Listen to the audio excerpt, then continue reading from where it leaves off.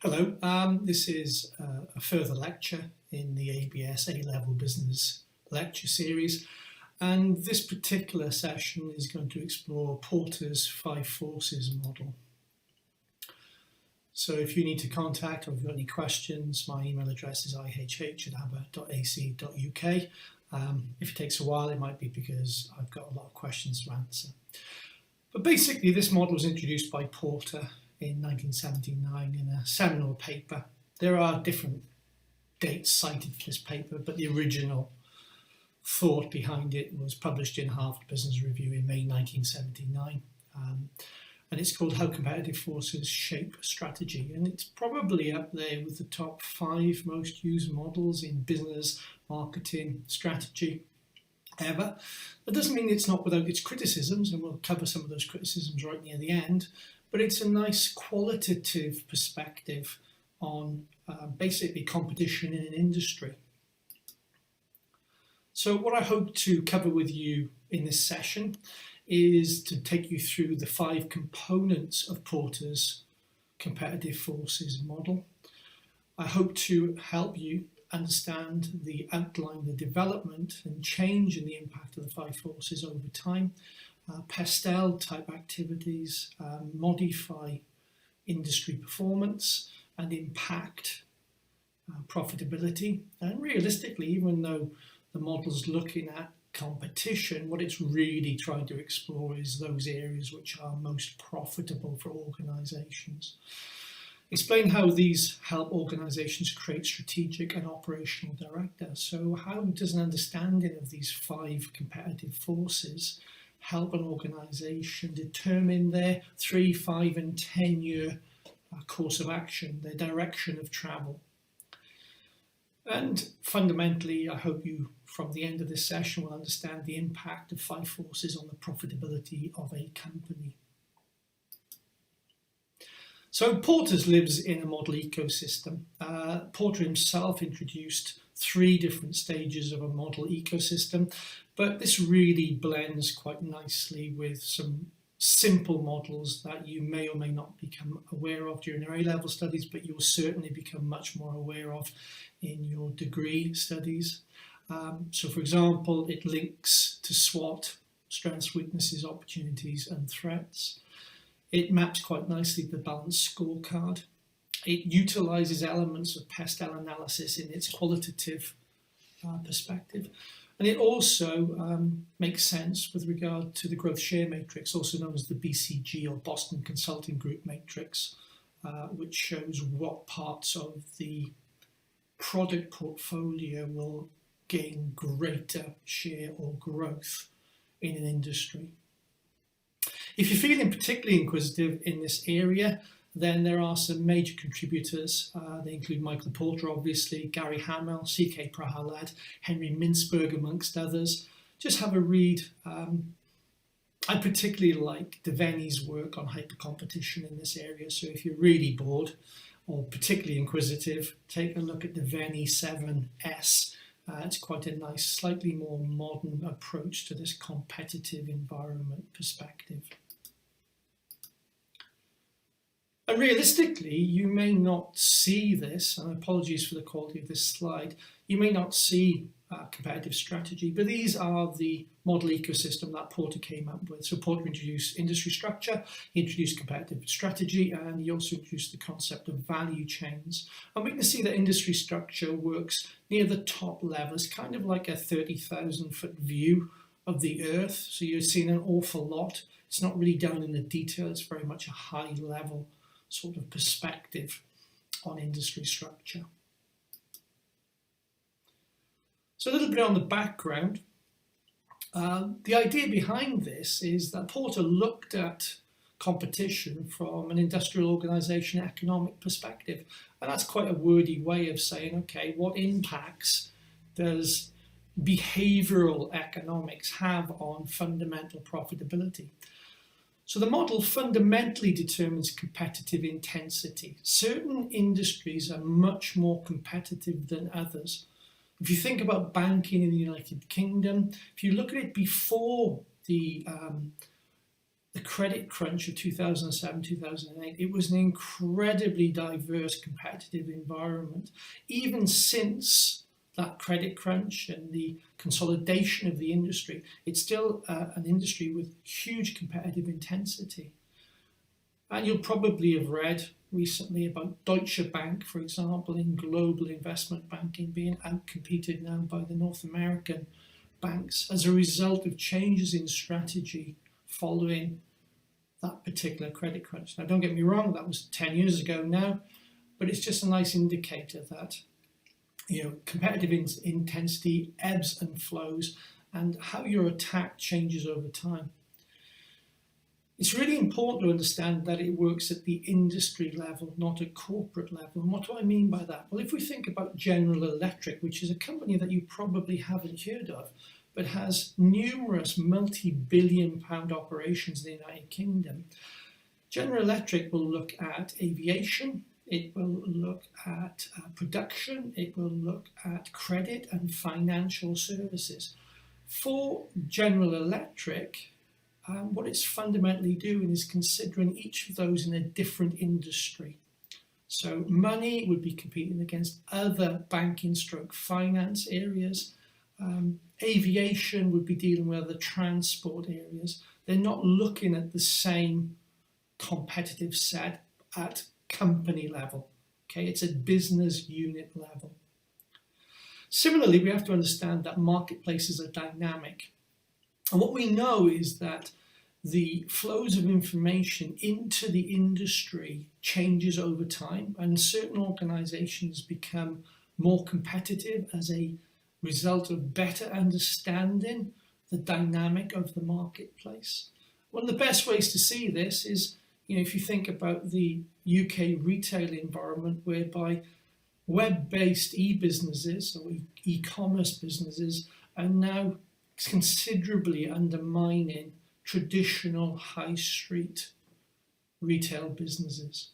And they do that because they have a much better understanding of the precise requirements of their customers. So whilst M&S, for example, is an established brand, a company like Zara, or more particularly Boohoo, would have a much better understanding of the dynamics of the marketplaces and would be able to respond more quickly. One of the fundamental purposes of this, as I've mentioned briefly before, is that it attempts to define attractive and unattractive industry in the terms of profitability. Now, if an industry is too competitive, ultimately profit levels fall. So between about 2012 and 2017, Procter & Gamble and Unilever, two very, very large sort of FMCG, fast-moving consumer goods conglomerates, were desperately trying to outcompete each other. Now, Unilever works on an overall profitability indices of about 22%. What that means is that they anticipate from all the brands that they make that they would gain 22% gross profit. What happens, and Unilever knows this, is within the different areas of Unilever, for example, Persil versus Fairy, what they know is that occasionally those profit levels will be volatile, they will change. But fundamentally as a business, Unilever, a Dutch-British conglomerate, is seeking 22% profitability. As soon as Procter & Gamble decides to intensify the competitive environment, to respond, Unilever has to accept that it's going to remove some of its profitability. And between 2012 and 2017, Unilever worked down to about 16% profitability. So it lost 6% profitability over that time. By about 2017, both Procter & Gamble and Unilever realized that they were both doing each other damage, and they've stopped this. But remember, these are two incredibly innovative, incredibly customer-centric businesses who, just from a competitive rivalry perspective, had their profitability quite severely impacted. And what we also know in this context is that firms apply their core competencies. their business model, or their network to achieve profit above industry average. Because ideally, we want to be more profitable for running a similar business to our competition. And that seems like an oxymoronic statement, a statement that how would that make sense today? But we know that Apple has created the most profitable product of all time in the iPhone. And even now it's trying to maximize that profitability, but it's under strong sort of competitive threat from Samsung amongst others that are trying to undermine that. And this is a very old diagram. I'm not going to spend any time explaining this, but really this Porter's competitive forces model is seeking to place a context on the strategic analysis. That strategic analysis will then feed into the formation of a strategy. And when the formation of that strategy has been created, there will then be a series of actions and processes, and the organization will seek to implement that strategy. But the only reason that this particular slide is in is to realize that Porter is pretty much part of that external environment blob at about 10 o'clock on the strategic analysis section. Okay, it's not the end game, it's just a small part of a very large continuum. And it's that continuum that the strategic sort of departments within, or the strategic thinkers within organizations, seek to address in their day-to-day work. So how is competitive forces used? Consultants and senior managers use it to qualitatively evaluate a firm's strategic position, and this is really important. This isn't a quantitative evaluation, it's a finger in the air, seeing which way the wind is blowing action. It doesn't seek to quantify anything specifically, it is just allowing the senior thinkers within the organization, the consultants that they use, to be able to determine points of particular pressure or particular opportunity. That doesn't mean they've been quantified and proved to be beneficial or particularly threatening. It just means that it's a general sort of direction finder. So it's the starting point, and later analysis might include value chain analysis. Now, we saw value chain analysis in the preceding slide, and value chain just looks to determine how value can be provided to the organization through a series of primary and secondary activities. And when we use this model, it's recognized to function best at something called the line of business industry level. The fundamental way of explaining this is a market in which similar or closely related products and or services are sold to buyers. It doesn't matter if it's business to business or business to consumer. As long as it's a market in which similar or closely related products and or services are sold to buyers, then this particular model is a useful way of exploring that high level function. Now, I'm introducing a marketing management quote here from a very, very eminent author called Philip Kotler. And he made this point in 1994. The actors and forces external to the marketing management function of the firm that impinge on the marketing management's ability to develop and maintain successful transactions with its customers.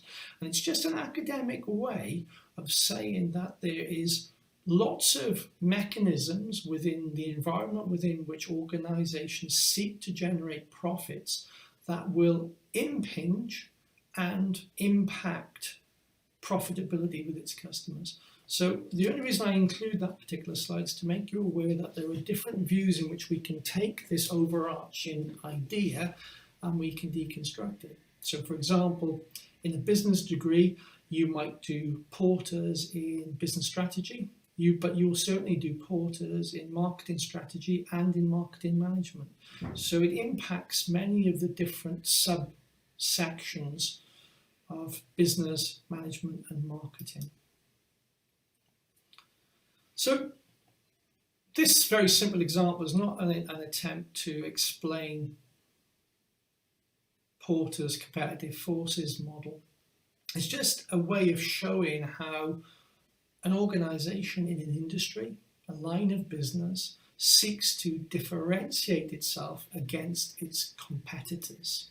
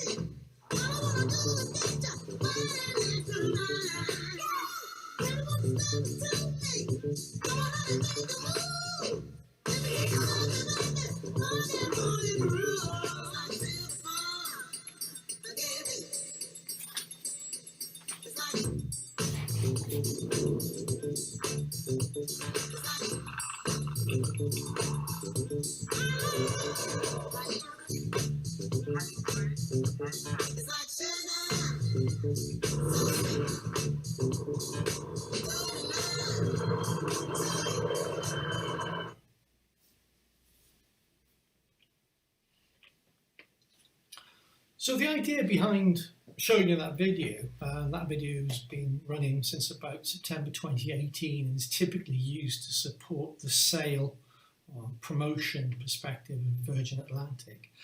It's to try and differentiate the service and obviously to try and give that company a youthful, vibrant and quite energetic sort of visage to their customer base. Now they have to do that because competitive rivalry for say transatlantic air travel is incredibly high, and that means that their profitability is severely impacted. And what they're trying to do there is they're just trying to create a marketing communications differentiation. So being a Virgin brand, it's quite a young, energetic and vibrant brand. If that was a British Airways position, they would be definitely working on heritage. Because that's one of their predominant differentiators. So the end result of competition is trying to differentiate the value proposition in the eyes of the intended consumer. So what we've done so far is pretty much typical content that we test in the entrance exam. So if you're interested, please take a look at the link below and give it a click and see if there is a suitable time for you to take the entrance exam and earn yourself an unconditional reduced offer for the business school. If we think about competitive dynamics examples, the previous example of Virgin was basically showing how communications would help differentiate and maybe diminish slightly the customer buy-in power, okay? And we'll cover these soon. But if we just take a look at Apple, we won't really look at Gillette, but if we look at Apple, Apple is constantly cannibalizing their own products. They're using something called blue ocean thinking. And what they're doing is they're introducing products that usurp the position of preceding products, even while those preceding product sales are high or brisk. So the iPhone was introduced while the iPod was doing really well. And as you probably know now, there's one or two iPods left, and the number of sales that they have is minimal, whereas the number of iPhones that have been sold probably are well in the billion. iPad was introduced in 2011-2012 while its Macintosh laptop sales were still strong. What they're trying to do is they're trying to maintain their position in that competitive rivalry environment. They also introduced Apple Music whilst iTunes sales were still strong. There are over 540 million iTunes accounts, so 540 different bank accounts associated with iTunes. When they introduced Apple Music, what they'd seen is that iTunes was at the end of its maturity and was going to start declining. And I think they recognized that it was going to decline very quickly, because in the 2013-2014 timeframe when they were considering this, they could see that Spotify streaming services and others were growing particularly quickly. Now, the bottom line is that Apple Music currently has approximately 40 million subscribers paying 10 or 12 pounds or dollars a month.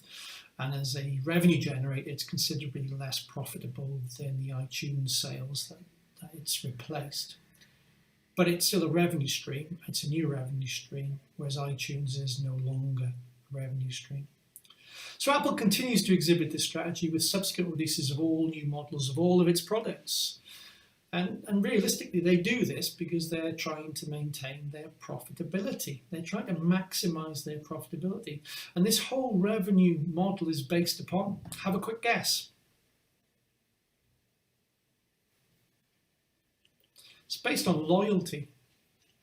What they're trying to do is they're trying to replace a product for you in a 2-year window in the case of an iPhone, or in a 3 or 4 year window in the case of an iPad. And they want you to repurchase products.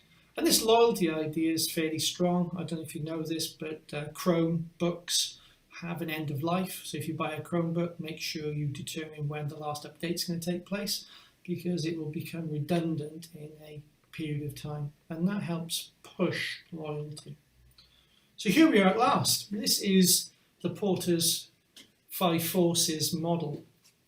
In the middle then we have competitive rivalry. At 12 o'clock we have the threat of new entrants to that particular industry. At 3 o'clock we have the threat of substitutes or substitute products. At 6 o'clock we have the bargaining power of buyers. And at 9 o'clock, we've got the bargaining power of suppliers. And they are the 5 constituent parts of the competitive forces, also known as the 5 Forces model.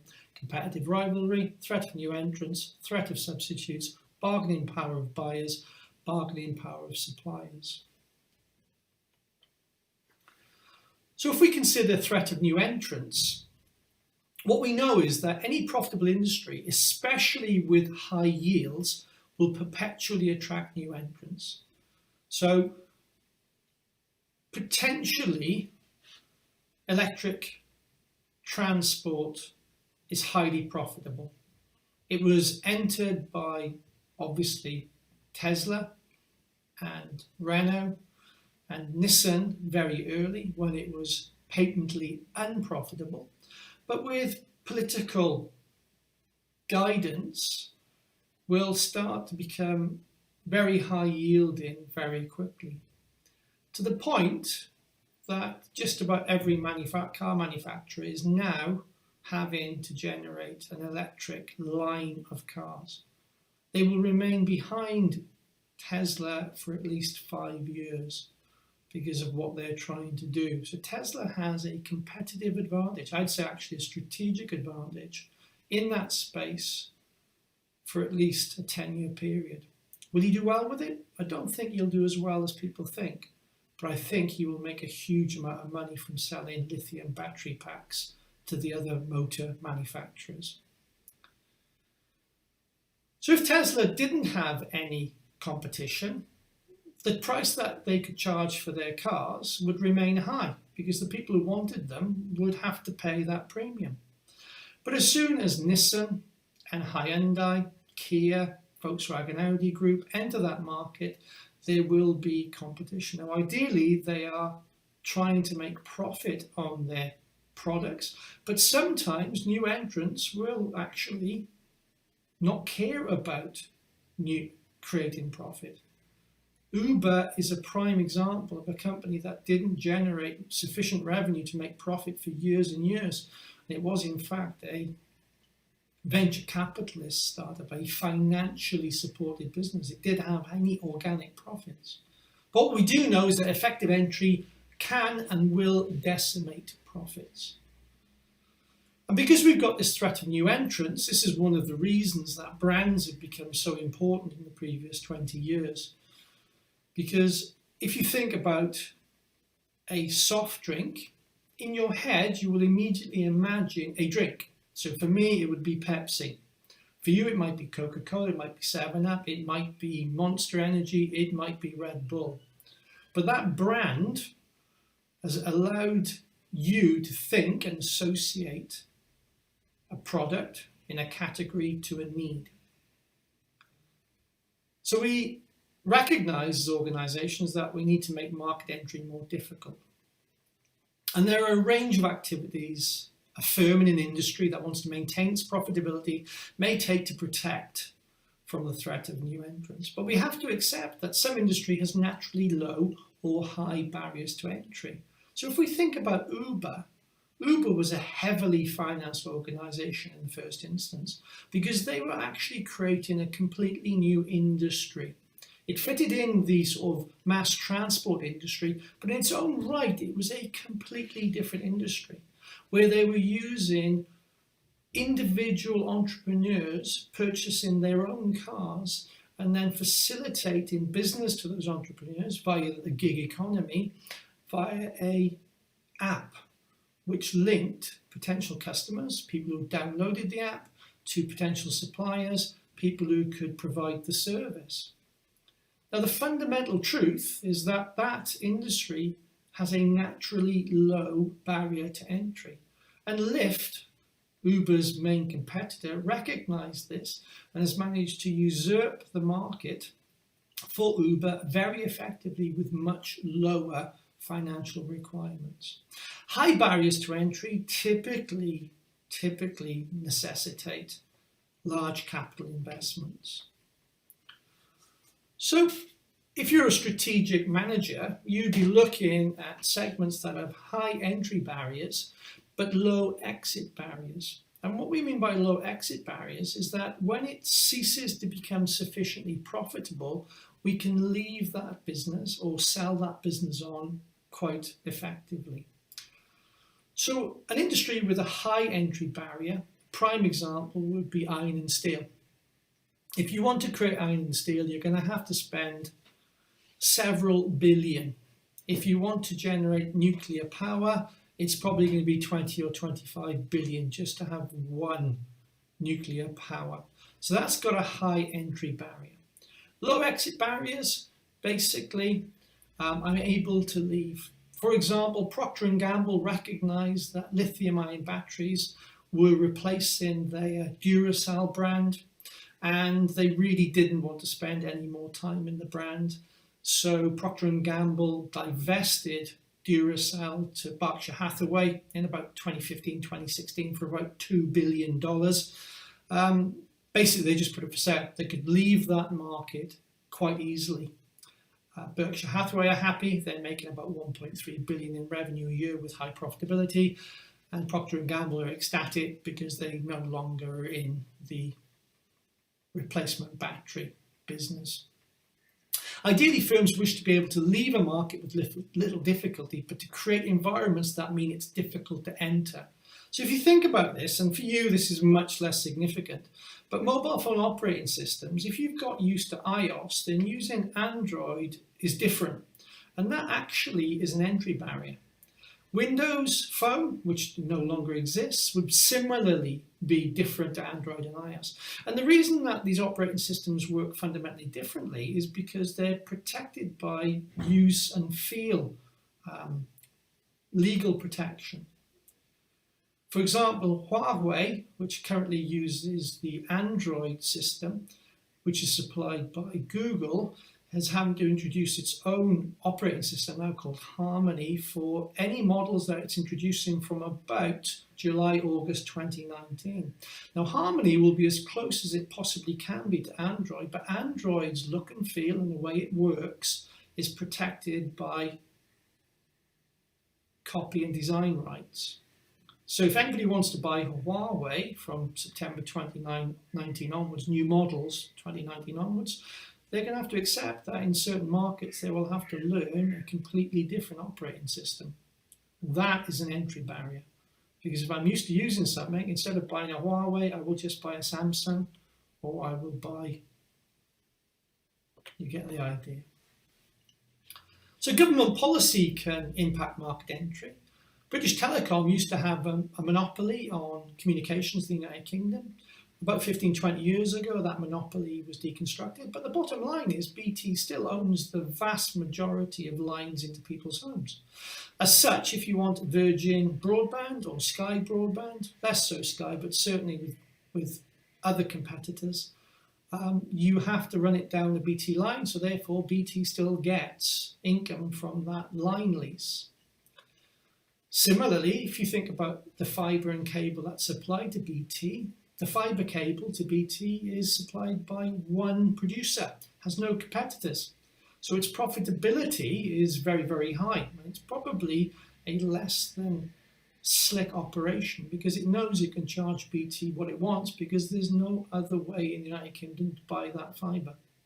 You could have sanctioned monopolies, De Beers and Diamonds is a classic case of a non-government example. You can have capital requirements. Tata Steel is still open in Port Talbot because of the cost of closing it. And the only organisation that's interested in buying British Steel as of June, July 2019 is the Turkish military, which is supplemented by the Turkish government. So we can see that there's a big barrier to entry into this market. Unfortunately, iron and steel is in oversupply at the minute, so therefore profitability has been depressed. And Tata Steelworks remains open, but may require some sort of government assistance in the next 2 or 3 years. So any new entrants to steel, for example, are few and government sponsored. And that's one of the reasons, for example, that America is currently involved in a rather banal trade war with China, because China generates a great deal or creates a great deal of steel and it's government supported. So private companies are competing against governments. Governments have a great deal deeper pockets. Brand equity. If you think about iPhones from 2007 to about 2018, iPhone brand equity was enormous.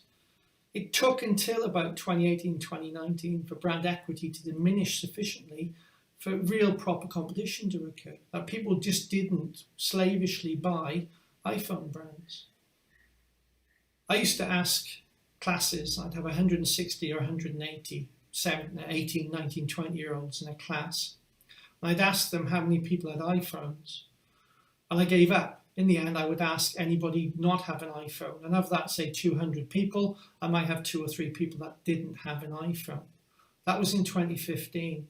In 2019, when I did that same exercise, about 40% of them were now using Android phones. If I do it in 2 years' time, that brand equity is relapsing. Product differentiation, think of a fast food delivery company. So I'm checking my notes because I don't buy an awful lot of fast food. If you think you've got Deliveroo, Just Eat, Hungry House. So Deliveroo, different. The differentiator is that Deliveroo positions itself as delivering from what we call proper restaurants, whereas Hungry House and Just Eat were the old independent, small-scale takeaways.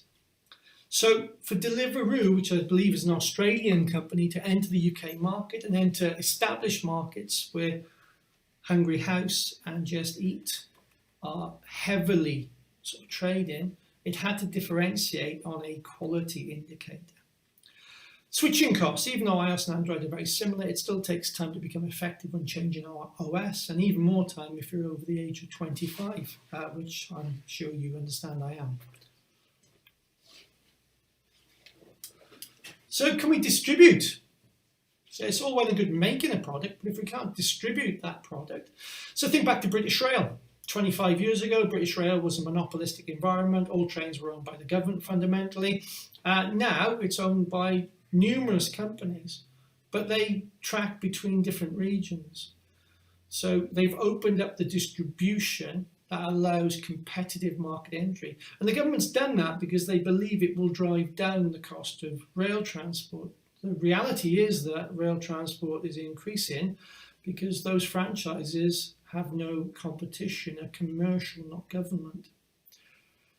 If you think about access to distribution, mobile operator 3 had poor access to 4G networks. 3 is called 3 because it basically created the 3G network at the turn of the century, between about 1998 and 2003. 3 basically was the very best service network you could have. As we progressed into 4G from about 2007 onwards, 2008 onwards, might have been a bit later actually, I may have got my dates wrong on that. But when we progressed into that, Three, whilst it had a monopoly on 3G, had to bundle its services with Vodafone and with the EE to be able to provide 4G access. It didn't have a 4G network. It had to give huge bundles of data away to offset poor mobile performance.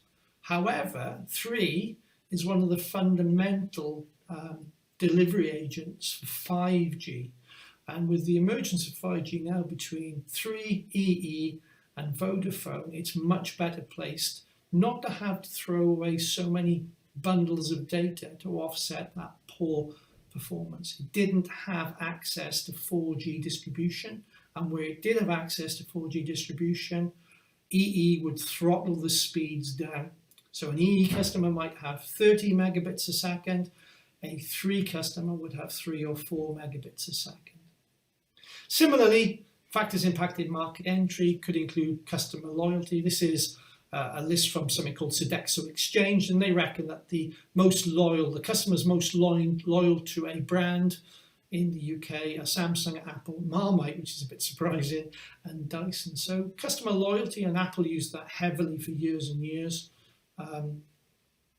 affects market entry. So then we have the threat of substitutes. Can I use a different product or service to do the same thing? So Vauxhall Audi Group would never have innovated in electric cars if it wasn't for competition. Because their whole business is built around the development of petrol or diesel engine vehicles. Tesla have introduced a new propulsion system which has distinct environmental benefits if we just discount the fact that the batteries are incredibly toxic to the environment, both in the creation of the raw materials and in the recycling of those materials when they've finished. But from an energy consumption point of view, we could argue that it is at least an environmentally reproducible resource, especially if we do that through green energy. If we think about Ryanair and British Rail, when Ryanair and EasyJet entered the market in the early 1990s, they didn't see themselves as direct competition to British Airways and their regional services. What they saw themselves as originally was something called a disintermediator of train and bus services, and that you would hop between cities in regions.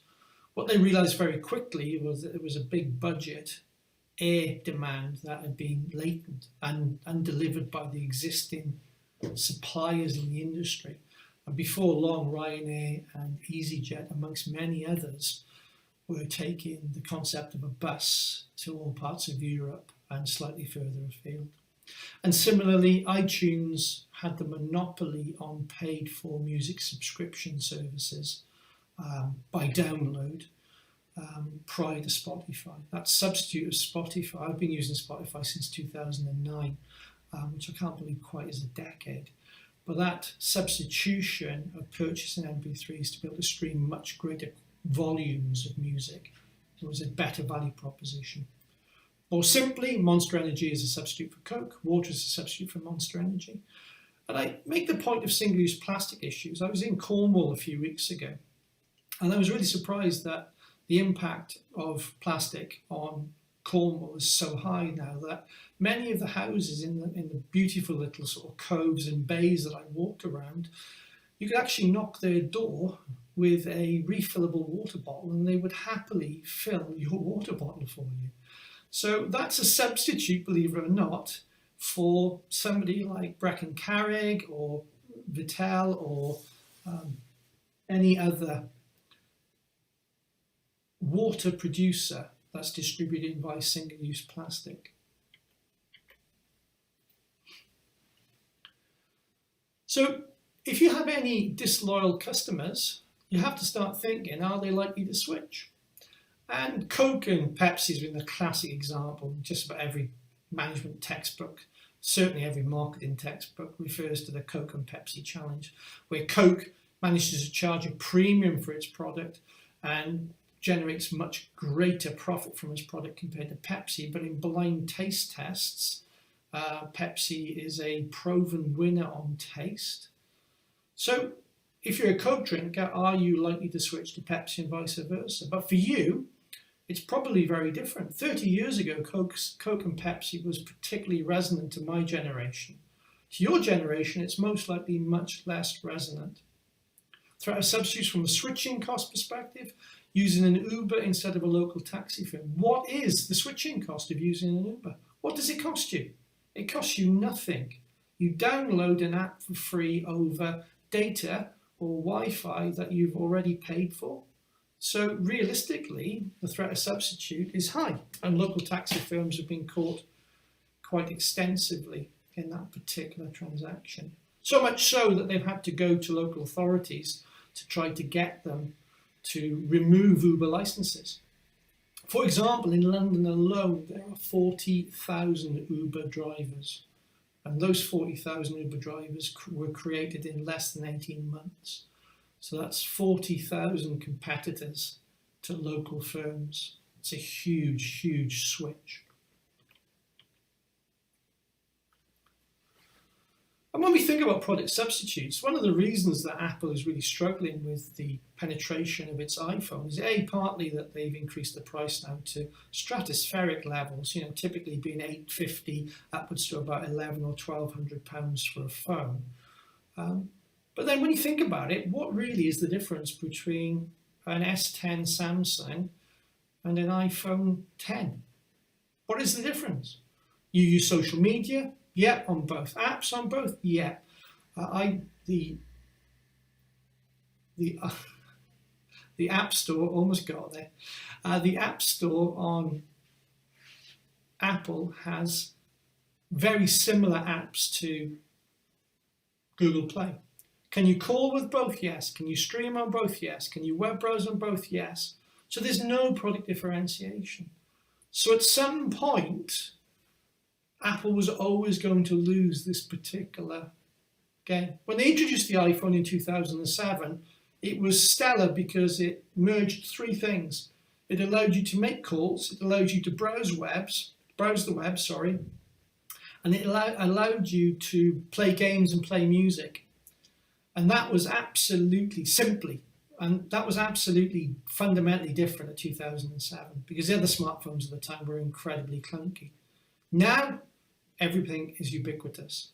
So ease of substitution, are there many substitutes in the market? Yes, there are. Compare fundamentally a Moto G7 with a Samsung S9 and fundamentally there are no differences apart from the fact that one costs £750 and the other one costs £220. So now on to the bargaining power of customers. Can the customer put the firm under pressure? So, do you have bargaining power? Well, information is really key in this, and when you purchase things now, you can do all sorts of research before you purchase an item. So let's think about this. Have you ever considered why Starbucks, Costa, Cafe Nero, independent coffee chains typically charge exactly the same price for their coffees and for their sort of mixed drinks and for their non-caffeine beverages? And that's done because as an industry, they recognize that they need to reduce the market sensitivity to price change or variance. So indirectly, because otherwise it would be coercion, indirectly that industry is setting prices. And when one moves on price, the other one will move very quickly. The fundamental fact is to make an Americano, a black Americano coffee costs something like Costa about 6 or 7 pence, but they charge £2.20-ish for that particular product. Huge profitability there. Similarly, terms such as BOPIS and BOIS. So let's see if I can remember what these are. Browse online, purchase in store. So I look at things I want, and then I go into the store to determine the physical attributes and how they actually look or feel. BOIS, browse online whilst in store. I see a product I really like, I then determine, can I get it cheaper if I get it electronically, if I get it through an e-commerce or a web comparison tool. So these are sort of just small examples of how the bargaining power of customers has become more prevalent because of the ubiquitous availability of information and the searching of that information. If you do go to Costa, Starbucks or Nero, you probably have an app.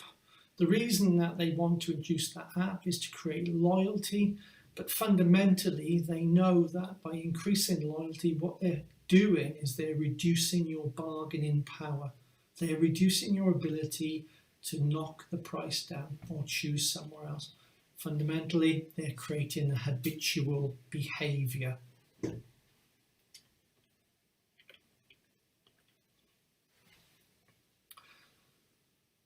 So when we think about the bargaining power of customers, one thing we need to know is, look, how many buyers are there in the market? If there are huge numbers of buyers and low numbers of firms, it's a good position to be in.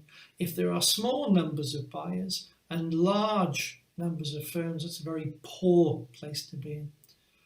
Then we can ask, who owns the distribution mechanisms? Well, if you think about how you purchase or how your parents purchase food, the old model was your mother, father or guardian would walk into Tesco, Asda, Morrison's, and they would have a choice of own brand labels, and they typically have a choice of branded labels. The brands, such as Procter & Gamble or Heinz or Persil or Lenor, they rely on the distribution mechanisms of their end stores. And so those stores are actually the customers of those manufacturers. They don't own the distribution mechanisms. And they've seen Procter & Gamble, Heinz, they've seen their profitability be hit because, one, Tesco, Asda, Morrison's has reduced how much they're willing to pay, or they make them go on to offer, buy one, get one free. And similarly, it's been further impounded by the impact of food discounters, Lidl and Aldi, predominantly in the United Kingdom, who don't really cover or bring that much own brand or branded products into their offer. They'd rather ape or copy the style of an existing brand rather than stock the brand. Bargaining power of customers, buyer switching costs. When we think about costs, typically what people think about is money. How much does it cost me to change? So if I want to change a car, I know that when I sell my car, I'm going to have to put more money on my new car. If I buy a new phone, I know that there might be an upfront cost associated with me purchasing a new handset.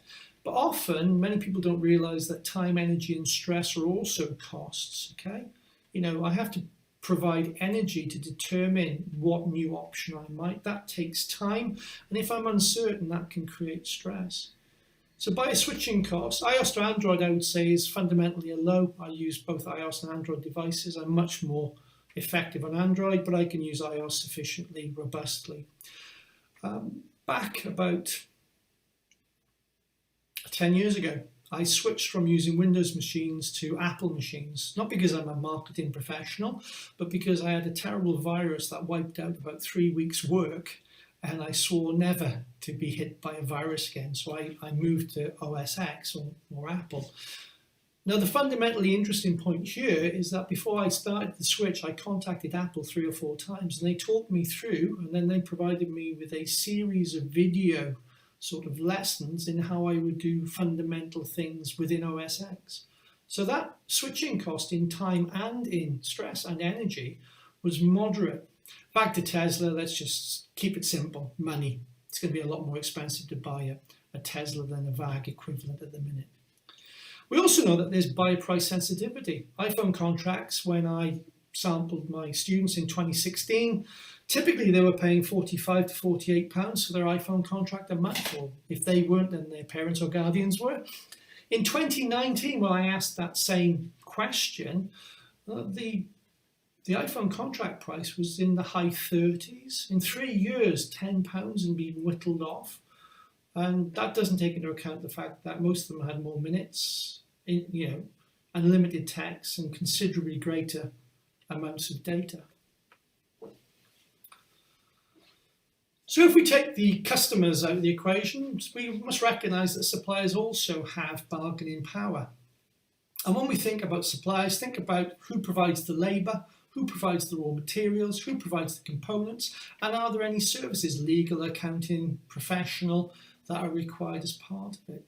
So if we think about labour, actually sort of human resources, then I did a quick search to determine, what were the most profitable areas of software development in 2019. And I found out that machine learning and mobile development were about £30,000 a year higher than the next nearest.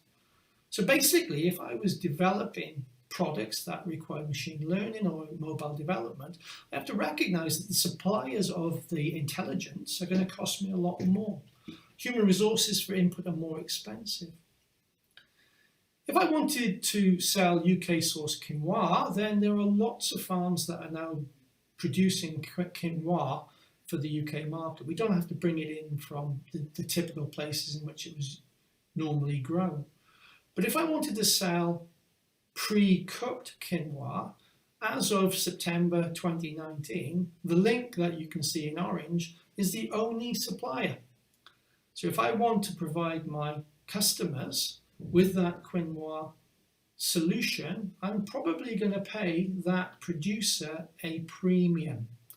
Now, as people enter that market, because it's not going to be difficult to enter that market, that premium will reduce.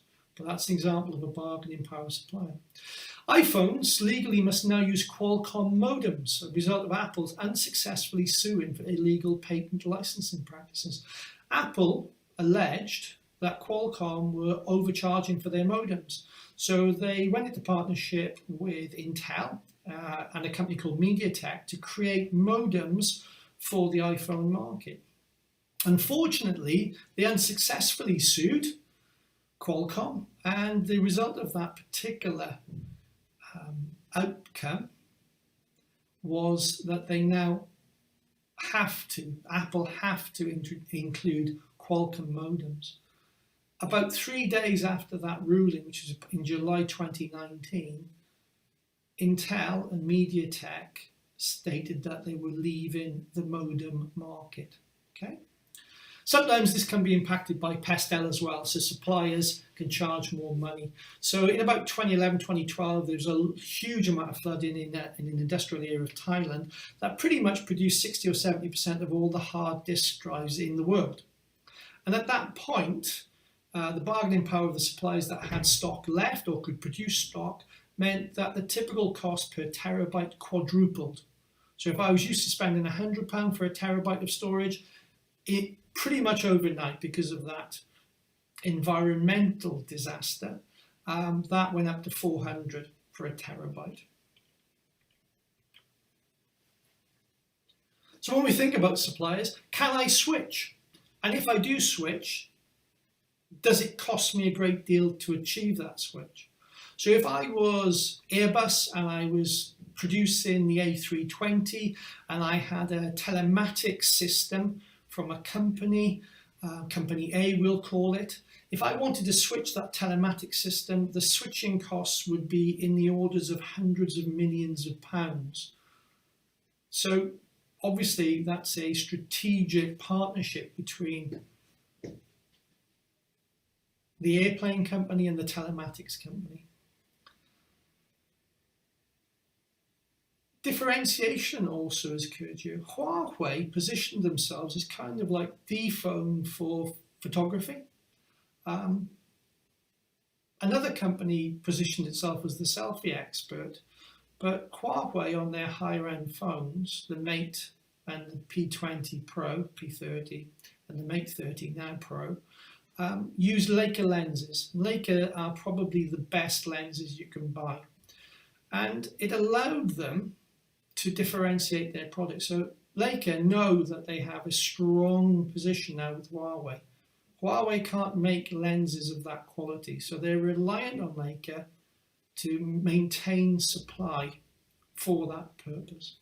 Presence and substitute, I'd already mentioned the MediaTek modems for iPhones. Employee solidarity. For example, I just cancelled a holiday to France because Ryanair went on strike, because the supplier of the services to Ryanair, the pilots, removed their provision, and I lost a few £100 on some flights, so I didn't want to get stranded in France. Competitive rivalry. Most businesses and most business degrees spend a great deal of time in this realm. We're talking hundreds, if not thousands of hours, where we try to understand what the impact of competitive rivalry is. So the intensity of competitive rivalry is the major determinant. How intense is competition? So here's an example for you. In about 6 or 8 months' time, you're probably going to be going to university. That means that if you don't have a bank account, you will probably be opening a student bank account. And you will know as soon as you look at that, if you go down the high street, there are probably 6 or 7 banks, but there are probably 15 or 20 different student bank accounts. You have dozens of choices. However, some are differentiated to better meet your needs. And if you click on that orange link, hopefully that will take you to Money Saving Expert, where he does a comparison of those bank accounts that better meet your needs. So for example, certain banks will provide you with discounted rail fare through the rail card. Others will provide you with a £3,000 interest-free overdraft for 18 months after you graduated. They're all different ways of differentiating the position of the product. And position is important here. You want the position to be the biggest market to best meet the needs of that market. And that's a difficult thing to do. But if you look at that link, you'll probably identify that 1 or 2 banks have identified the best value proposition for their potential customers. And they will be generating more customers than the competition. Now, this is key. When I went to university as a mature student at the age of about 21. I swapped bank accounts from HSBC, it was Midland at the time, but HSBC to Lloyds. Here I am, well over 35 years later.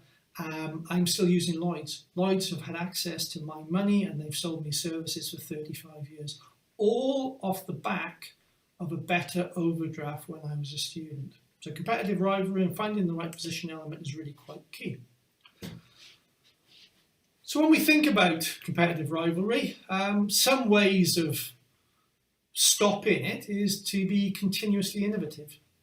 So iPhones were very innovative for years, but I would say for the last 6 years, their innovation has been poor, and for the last 3 years, fundamentally non-existent.